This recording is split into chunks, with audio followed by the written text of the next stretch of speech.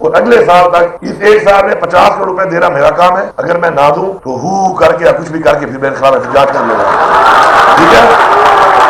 लेकिन अगर मैं वो 50 करोड़ रुपए देता हूं आपको, तो फिर अगर वो काम नहीं होता और अगले साल जब मेडिकल के एडमिशन हो या नर्सिंग के एडमिशन हो और बच्चे एडमिशन का ना हो, तो फिर कहीं मुझे आप पे हु ना करना पड़े। तो फिर मैं तो हु नहीं करूंगा, मैं तो फिर कलम चलाऊंगा ना फिर, ठीक है जी। तो उसमें जो है हमें आगे बढ़ने के लिए ये खौफ का बुत तोड़ना पड़ेगा।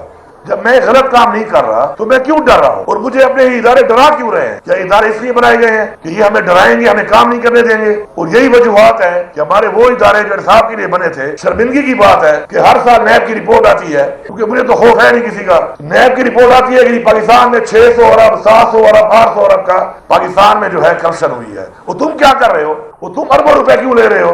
वो तुम्हें क्यों बिठाया हुआ है हमने? ब्लैकमेलिंग करने के लिए?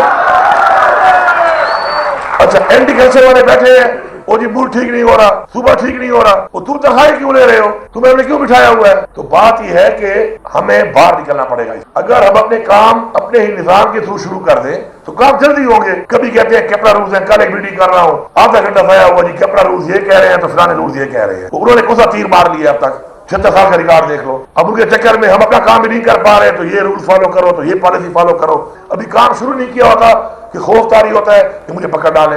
और ये भी सुन ले सारे अफसरान, मैं आपके तवज्जुह से उनको बता रहा हूं, जब पकड़ने पे आते हैं ना तो फिर जरूरी नहीं गलत काम किया हो आपने। इस मुल्क में विक्टिमाइजेशन के लिए किसी भी केस में आपको तुम देंगे, तो इससे निकले इस खौफ के भूत से। काम को फोकस करें, काम को तेज करें और घबराएं ना।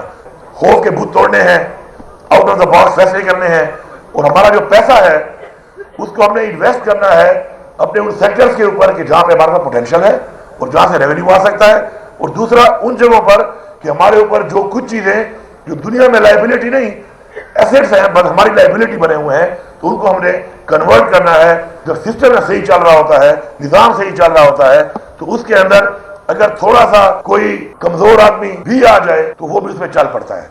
तो वो वाला नारा ना हो जाए कि मुझे क्यों निकाला या मैं रह क्यों गया।